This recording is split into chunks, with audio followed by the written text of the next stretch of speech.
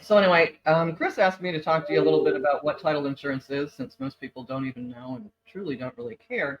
But it is a major piece I of just the know it costs a puzzle. lot of money. No. Yeah, exactly.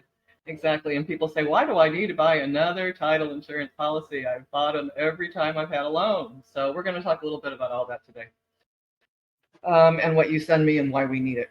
So title insurance in general just exposes anything that has been recorded in public record that could potentially cause a problem against the property that you're addressing, whether it's liens or mortgages or easements. Um, Title insurance then says, we have searched the public record. We find only these things, which are the ones that are on the Schedule B2 that you guys get that you never look at because you really don't care about it. It's easements for drainage and utilities. It's covenants, conditions, and restrictions, which you sometimes care about for subdivision. It's special assessments. It's which you also need to care about. It's anything that might in the future become a problem. And then we say that as of the date and the time of, in your case, the recording of the mortgage, we are going to ensure you that you don't have a problem before that. Not after, because once that's recorded, we have no concern. But anything before your mortgage is not going to be a problem should you need to foreclose. That's one of the reasons we always require the spouse to sign. That's a question that we get all the time. It's a question that I probably answer 3 or 4 times a month. Does the spouse need to sign? The husband owned it before the wife bought it, or before they got married. Why does she have to sign now? Well, because Florida's homestead law says you cannot mortgage or sell your homestead without your spouse's agreement to the sale and understanding of the fact that their homestead is being sold. Mm-hmm. So title insurance gives you that comfort level. And title insurance is only good on a loan policy for as long as that mortgage exists. As long as the loan exists or the mortgage exists? The mortgage exists because we are insuring the mortgage as a valid lien as a first lien or second lien, as a valid first lien on the property, not subject to anything other than what has been disclosed in that title insurance policy. Where was I going with that? Coffee. Well, I was going to ask the question about, you said title insures against any of those defects or any issues that comes out before they own the property, right? Correct. And so tell me, like, what does that insurance go to? Like, what are the top 3 things that the insurance policy would pay for, quote unquote? Okay, I have a list of those for you. The most common problems that we uncover in or that we insure over are errors in public records. For example, Winter Park and Apopka. They straddle the lines between Orange and Seminole County. I don't know about your software, but my software does everything by zip code. If I put in the zip code 32746, my software says, is this Heathrow or is it Lake Mary? Mm-hmm. Well, it would be nice if when I put in zip code 32789, it would say, is this Seminole or Orange County? When I put in 32703 for Apopka, same situation. Is it Seminole or Orange County? So recording of documents in incorrect counties will sometimes happen. So when you're doing a title search in those zip codes, especially if you're local and you're aware of that crossover, you tend to look for things in the other county just to make sure that it wasn't incorrectly recorded. I think a lot of things are being done overseas now as far as title searches. I have my underwriter do all my title searches, and some of those overseas people just don't understand. You know that when the requirement is for you to, this was my first clue that we were doing overseas searches, and the requirement was proof of the existence of the U.S. Department of Housing and Urban Development. Really? Somebody doing a title search does not know that HUD exists. So those are the things that we insure over. So if there was a mortgage recorded in Orange County for property that was located in Seminole and somebody searched for closure papers on it later on, title insurance is going to pick that up. They're going to pay for either to defend or to pay off that existing mortgage. Yeah, and that's what I was getting to, was to defend. So, Yes. and that's really what I say a lot, and I don't know if I'm right. So tell me if I'm right when I say this. The title insurance insures against any issues that would happen, including if you had to hire an attorney to incur those costs to what's the words to To rectify. defend. Well, and let me explain how that would kind of work. You're insured up to a certain dollar amount. If we issued a policy for $200,000, that's the maximum amount of liability that an insurance policy will pay. Now, if you have a claim of lien for $10,000 that nobody paid it off, then the title insurance is going to pay that off, or hire an attorney to defend it and file a notice of contest of lien if they feel that it's not a valid lien on the property.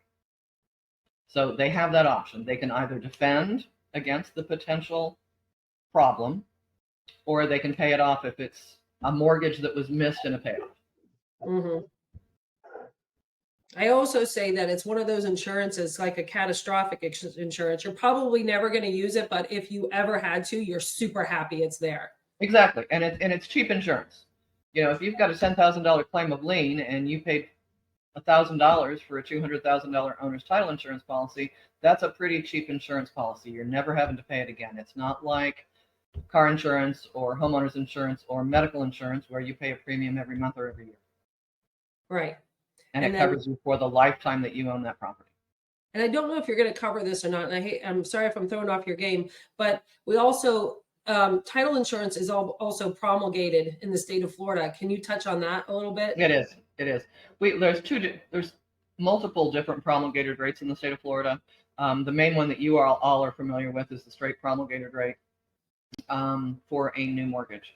There are different ways that we can reduce that rate based on what you provide us. And this is one of the reasons we ask you guys for an owner's title insurance policy, because it will save your client anywhere from 30 to 40% usually. So it's a fairly significant savings. $100,000 policy is probably going to save them $250 to $300 maybe. So I always tell people, if they don't know where their owner's policy is, put that amount of money in your time into trying to look for it. Yeah. If it's going to take you months of digging through some paperwork in some back room of your house, it's going to take you 2 or 3 days to actually even find the box, then don't worry about it. It's up to you how much time you want to invest to save that amount of money. But it will save you about 30 to 40%. We can save you more money, and we've talked about this in the past, if you're doing an existing mortgage firm loan that is being paid off or that originated with the mortgage firm. It could have been sold subsequently.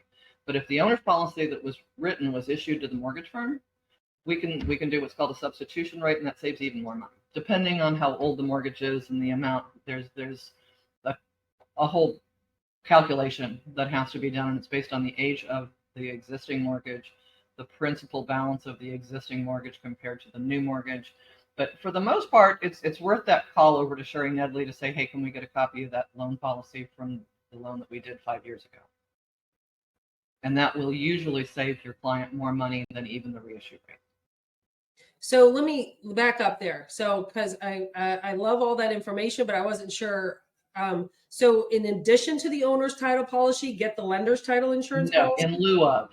Oh, in lieu of. You don't get 2 credits, you only get 1.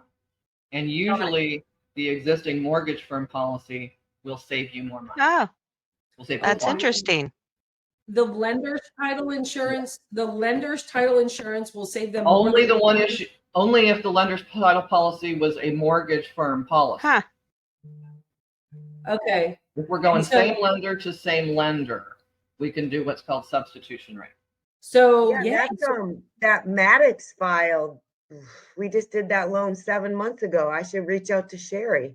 Okay. So that's so if they are a previous client of ours and we close them, asking for the lender's title insurance policy will save them more money than the owner's title policy. Is that correct? 90% of the time. That's interesting. That is great information. We were doing that.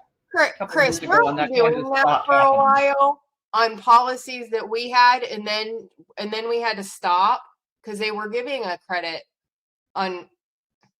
Do you remember that? It was a couple years ago. I feel like we were trying to do that, and then yes, You And were. then they told us, and then Sherry said we can't do it anymore. And I can't remember why, but it was Yeah. like we did it for like a real short period of time. All right. And I'm thinking something else, but it sounds kind of familiar. No, I think we were doing that on stamps on the note and mortgage. Yes. That's Okay. what, yeah. Okay. Well, I knew it was something, but and at the same time we were doing those stamps on the note mortgage, you guys were also getting me the mortgage firm old loan policy. So, We can Tammy, still do that. Tammy, let me ask you a question then. What happens if it was originally, issued to the mortgage firm, but then the loan is sold to another servicer? Can we still use that original? Yes, as long as Okay. the loan policy that was issued names the mortgage firm as the insured. Okay. Which it will if we close the loan in our name, which we do, Right. the majority, unless it's brokered, Right. So Yeah, I just didn't know if that, since we sell off so many of ours, whether or not it would continue Subsequent to sales be don't affect it. Perfect. that is good to know. All right. Okay. Forgery is a big deal right now. It may affect you guys on some of your purchases, so do be careful. If you are looking at any kind of a contract right now that has a foreign seller, that should raise flags. Okay. Foreign sellers of unoccupied property are the biggest source of fraud in the state of Florida right now. Okay, not so much owner-occupied properties, but unoccupied or rental properties, especially if it's a recent lease. That's a big problem right now. I'll tell you that I had one not too long ago, and this one was actually for vacant land. They approached our longtime client and said, "I have a lot in Deltona. I want to send it. I want to sell to you. Here's the price." It was like $25,000, $30,000. It was a great deal. But we need to close in 2 weeks. Always, that's the second flag. We need to close fast. Long story short, paperwork went out to this guy. Chris and Liz were handling it because I think I'd been out of town on vacation that week. And that's how, because it goes just that fast. Somebody can be on vacation. I came back and there was some crazy running around here in the office, and it's like, stop, let me see this file.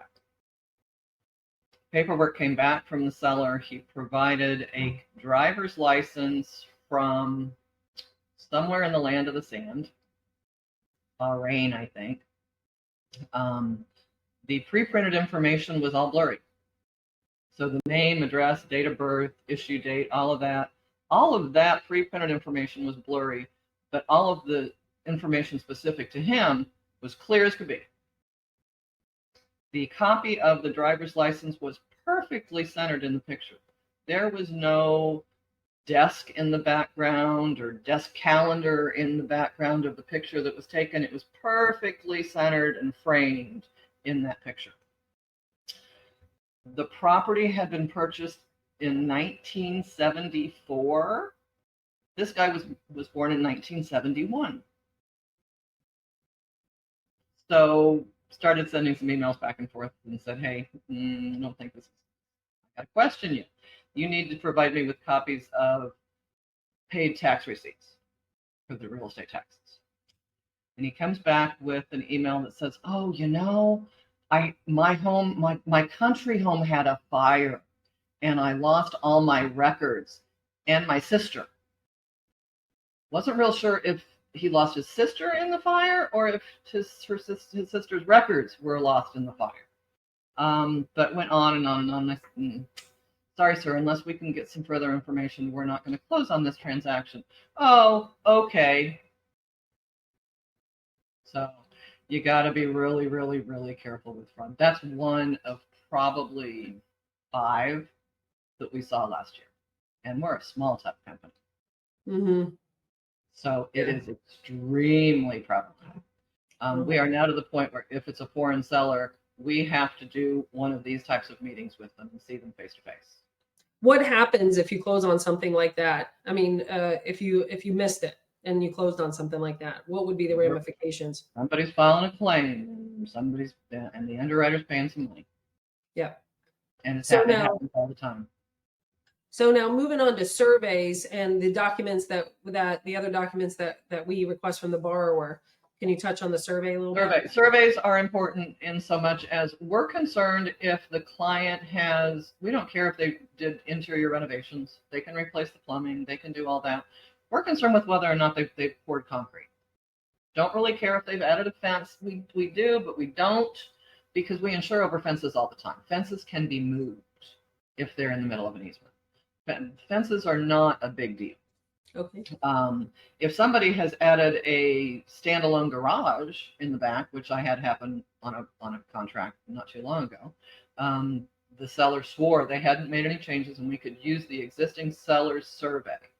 But when I looked at an aerial shot of the property, I saw 7 different roofs for all of the sheds and garages that he had on that property. Those were not reflected on the survey he gave us. So lying to your title company is not a smart idea, because we're going to probably shoot an aerial. We're going to look to make sure that there are no permits. The survey affidavit that the client signs at closing says that they have not made any improvements to the property since the survey was prepared, and neither have any of the neighboring properties. That's kind of a key, because sometimes neighbors have built properties. We can, again, because we do have the aerials that we can look at, we can take a look and say, oh, the neighbor built a pool, but it really is over in the middle of their lot. So I'm not as concerned about it as if they had put the pool on the side of the house. Oh, I never knew that. Yeah. Surveys, the basic guidelines for a survey is that they have to be less, they used to have to be 10 years or less. Now we've gone to 20 years because people are spending more time in their homes. And they have to be certified to the current owner or your borrower.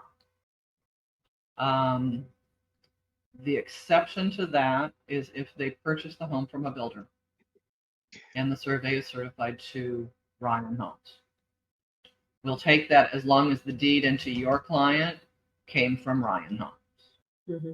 There can't have been another owner in the middle of it. They have to have been directly deeded from the builder. So 20 years or less. So Okay. 20 years or less, certified to our borrower or the builder that they directly purchased it from. I had somebody call me one day and say, but it's certified to this Arthur Rettenberg dude.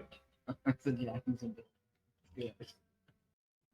And what you're more concerned about is poured concrete. Like, let's say, like, for instance, we just did all new pavers in our driveway, and did like a circuit. We no longer, so I didn't pour concrete, but I put pavers over everything on the front. Pavers can be moved. Okay. Pavers can be moved. Pavers are not permanent like concrete. And so what's the big deal? Like, why? I mean, what's the big deal? We run into problems all the time with developers who go in and do an entire subdivision, and the surveyor they have comes in and starts from the wrong point of beginning. We had one subdivision that I did for US Home where every lot line was off by 3 feet to the west. Oh. Yeah. Yeah, Easy to solve, but we didn't know it until somebody did a refinance and they couldn't find their survey and we had to resurvey the property. And then it became an oops, because the same surveyor who started at 3 feet to the west came in and did all the final surveys. So they thought they were all right and did it based on the platted lots. So it wasn't until a subsequent sale, I think it was a sale, not a refi, that we realized the entire subdivision was off. And then you have to go in and replat. So surveys uncover all kinds of things. We had a client who called us the other day looking for us to help them with the fact that there is an underground storm water drain in a platted utility easement, but the house was built into the utility easement and that stormwater pipe is actually under his house. Jeez. Yeah. It's not like it was a, internet cable, or a phone cable. It was the actual stormwater pipe. And So so he's got a concern. And that is where a title insurance policy, if if it was not shown as an exception to title, and we have the right to show those as an exception to title, if that survey was prepared and provided and the title company did their job and took it as an exception. If we take it as an exception, we're not going to cover it. But if we didn't take exception to that matter on the survey, specifically the utility easement, then we have to go in there, and what they're going to have to do is reposition that stormwater pipe. And the title insurance would have to pay for it. Correct. And so isn't there a rule on easements? Like, let's say your neighbor puts their fence a little bit onto your property and you don't claim your land back in a certain number of years, isn't it then theirs? Yeah, it's 7 years, you know. If you're a decent neighbor, you're not going to do that. Fences are rarely on your property. Yeah, well, my neighbor's fence is on my property because my sprinklers are beyond are on their property. And that's usually how you find it, is because your sprinkler system is on, and they replaced a fence and didn't put it, they put it towards your lot instead of towards their lot. Yep. You know, you can. It was like that when we bought it. Yep. It was? Yeah. Oh, wow. A fence was there, and then I'm like, why are our sprinklers in their yard? That I said, I think they're on our property here, you know? Sadly, surveys don't reflect where sprinklers are. Yeah. So honestly, that was good thought for your borrowers. Turn on the sprinkler system during your home inspection. Look and see where the sprinklers are.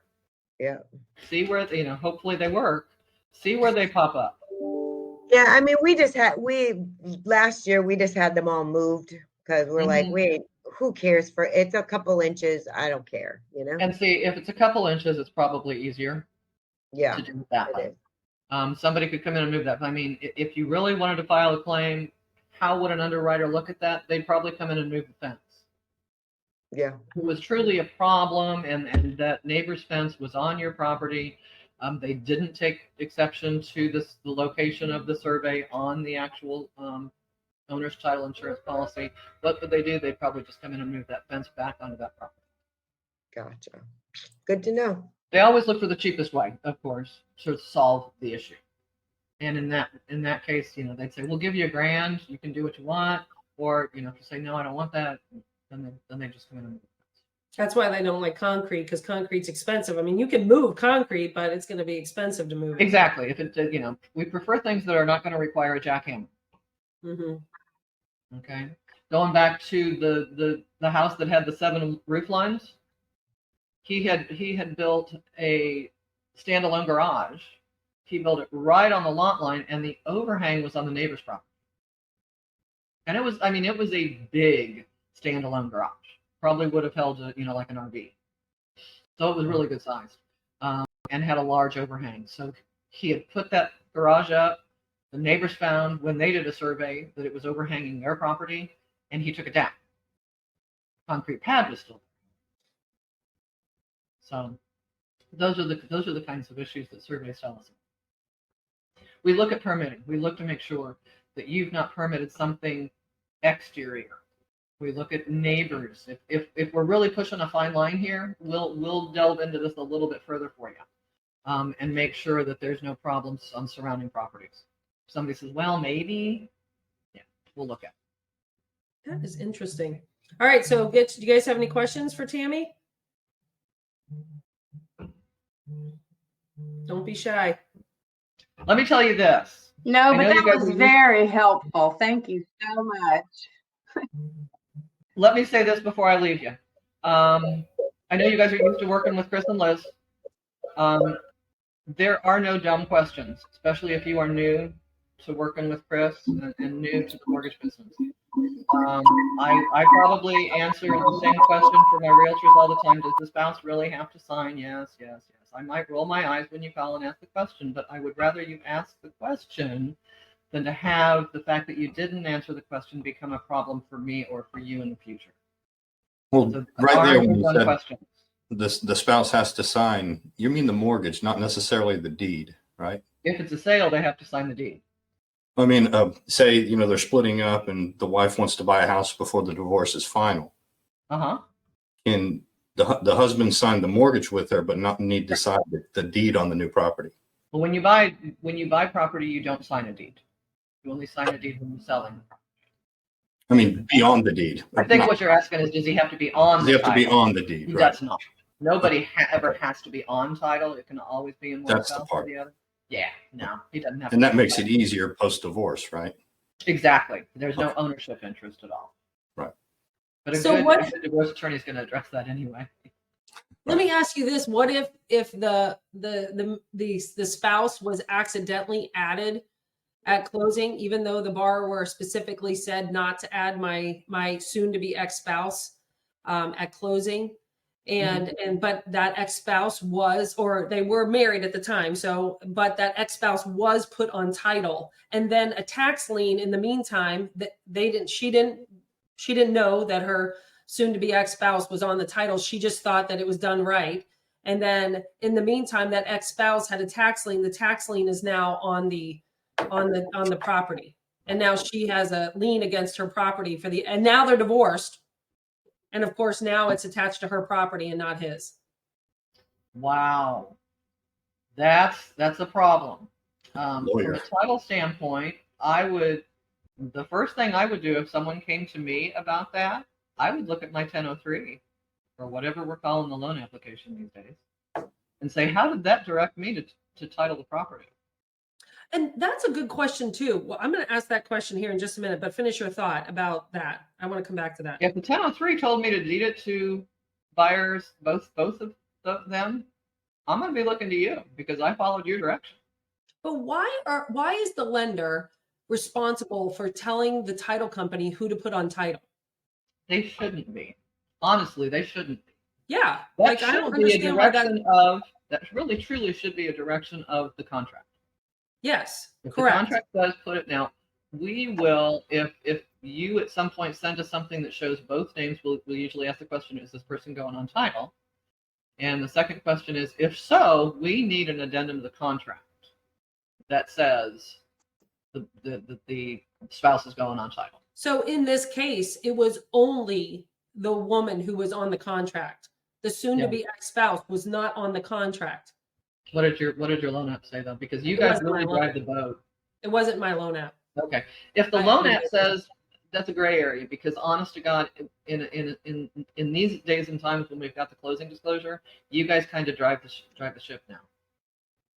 I think that's, I'm sorry. I think that's complete baloney. I think that's I the know. title company. I'm just going to be completely honest here. I think that's the title company passing the buck onto the lender and not doing Yeah, their I thought own y'all work validated to verify who was on the who's gonna be contract. title. That's where it came from. Well, as I said, if I were to close it and you were telling me that the spouse was involved, I would have asked further questions. In this case, they may not have. But I have had people come back years later and say, why wasn't my wife on the reverse? How come my wife's not on here? Yeah. Well, your wife wasn't on the contract. Yep. Your 1003 said we're only supposed to deed it to you. Why would I add your wife? Was there an addendum that you didn't send me? So I would do it only based on the contract. And if the mortgage company pushed for the spouse, then I would ask for an addendum. Since our 1003 carries some weight, like you just said, how do we know exactly what style to take title in, like joint, with right of survivorship, or there's like 5 different scenarios there. How do we ever know? Honestly, I don't know why that's on a 1003. And You it's a couldn't total care legal less issue. how And they hold title. And You're it's only a total, concerned. isn't that a total legal? That's a legal decision. Why are we or why are they doing it without legal counsel? Right, I mean, exactly. I We just don't provide get why them we're the ones deciding that.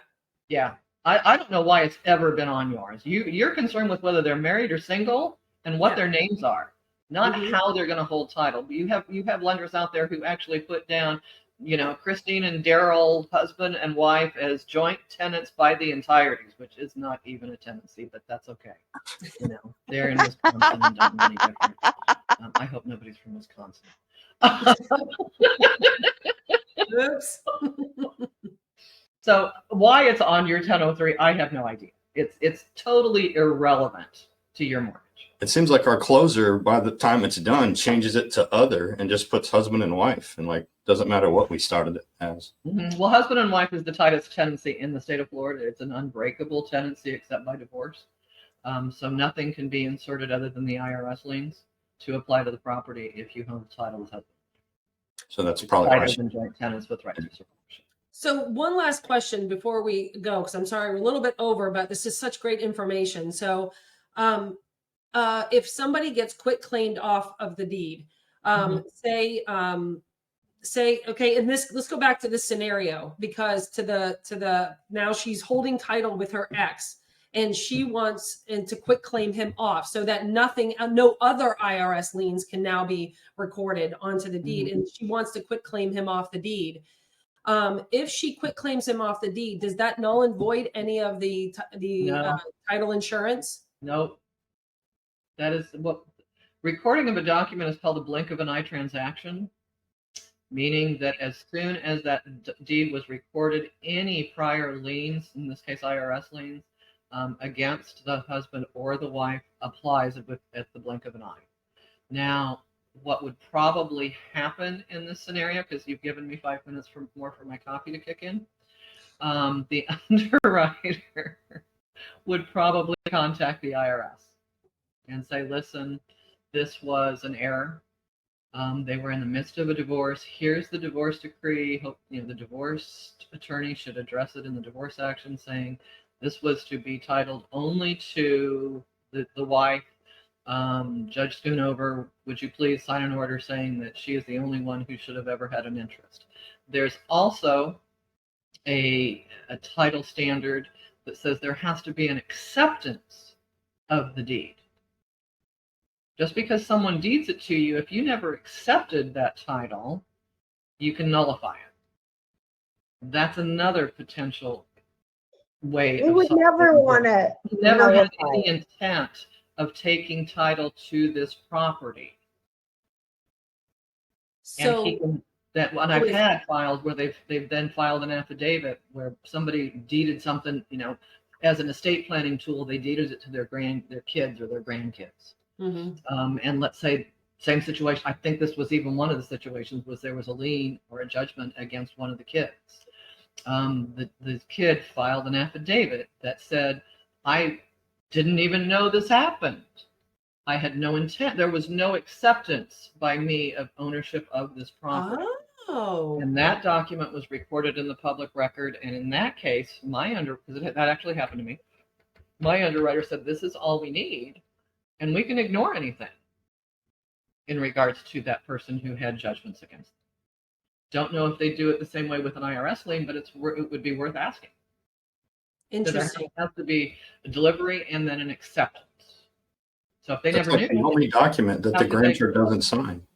The grantee doesn't sign. That's odd. Seems like both parties would sign. not on a deed. You're only Oh. you're only interested in getting the title out of the person who previously owned it. But wouldn't that fix the problem if they adjusted the deed for the person that's getting it to sign it as well? No, well, you can discuss that with your state congressman. The laws in the state. He never answers when I call. All right. Any other questions for Tammy? Because I know we've gone over a little bit, but gosh, it was great information. Anybody out there got more information? Thank you so much, Tammy. That was awesome. You're welcome. Yes, thank you. Good to see you guys. Thank you Like very I said, if you have any questions, you can always call our office. If Chris or Liz can't answer it, or they hesitate, you can always say, do you think maybe you should ask your mom? Make them think they're 10 again, okay? We appreciate it. Sounds good. Thank you. Awesome. Thank you All so right, much. have a Tammy. great weekend. See Thanks, you Tammy. later. Bye. Bye. Thank you. Well, that was awesome. Yeah, they're a great title company. Yeah, easy to work with. That was a all lot right. of good to know info. Yep. There's just a lot in that sector that we don't deal with on our side, but great information to know. All right. Did you guys have anything else to wrap up the meeting? Anything good? Bud, Rose, Thorn that we need to I bring got to- something good. I What's got up? something good. After I talked to you last night, I got I got a call from a client that I was working with last year, and she's coming back to me. We're going to speak on Monday and reapprove her to Cool. purchase. Awesome. So Very that's nice. good. Nice. Good, good, good. How are we doing on surveys? We doing good? I really want to focus on making sure our clients are completing the survey. Good, bad, or evil, we need them to complete it. So please ask them when we go over the CD at the very end, hey, you're going to get a survey. Please fill it out. Super important that we know if we did good, if we did bad, if we need to improve. You know, leave it open so that we can get their honest feedback. I'm not interested in getting all 5s and bragging about it on social media. I'm really interested in knowing what we can do to make ourselves better, because the proof is in the pudding. It's not just about bragging rights, which we'll totally do when we get them, but it's really more about improving every single day, just a little bit more. I've got a couple things. Chris, after our LO meeting that we did, I had a refi I'd been working on. I had run numbers for him at the beginning of December, and he ghosted me. And of course, he was ready to move forward that day that we did our call. And I'm like looking at pricing and freaking out, right? So I did what you said. I upped the value. I mean, I upped it to a crazy number to be at 60%, and it took it. Wow. So the rate was the same as what I had quoted before. Oh, Wow, that's Holy awesome. cow. That's Because awesome. I was using the Zillow, and I'm like, I upped it a lot. Is that? But it took it. That's Paul. Oh, maybe not. Yeah, Paul, Neil, you're on twice. That's your problem. So you can't talk because you're on twice. One of many. And one other thing, guys, I just want to bring to your attention that I found out this week. If you have a loan with MI and you price out the MI and you import it, but you haven't locked the loan yet, when you go to lock the loan, it defaults back to the Yep. Thank you for saying that. yes, Because it Yep. defaults back to 4.35. whatever the default is. Yeah, I've So had that happen there this was week. some kind of glitch that was coming up, because I talked to Ed about it. I was talking to him about something else, and he mentioned it to me, because what happens, what I've noticed is, like, I'll go over numbers with clients. They're all good. I go to lock the rate. We send out the package. And as I'm signing the package, I'm like, whoa, why is the MI triple what I quoted? And that's what's happening. yeah, we remember we used to have this. We've seen that a lot. Yeah. I will say, if In the that's anything, past. I'll give that as a rose to the LP team and the processors, because you guys have caught them on that. That's been happening to my loans as far as I can remember, and LPs always catch it, and they point it out to me, and I tell them, well, I already locked it to whatever it was that I got through pricing, but clearly once you go to lock the actual rate, that it always defaults back, and it's such a terrible glitch. You'd think it's something somebody would have focused some efforts on, but thankfully our team catches it for me. Yeah, because you're matching up. They're matching up. So great job matching up what the if you only have one in there. I don't know if we can delete them out or not. So how do you fix that? So Yeah. it's a glitch in Encompass, and so and we used to have this. It used to happen to us all the time, and we were on guard about it all the time. This was like 5 years ago, when Encompass, you know, there was lots of changes. So anytime they do an update, and they do updates all the time, so just double check it. You got to double check it after you lock it. And you can go back in and fix it after it's locked? Yes. Yes. Oh, okay. You should add that to the submission email template. Yeah. Okay. Is MI still the same as you had it prior to locking? Did MI quadruple?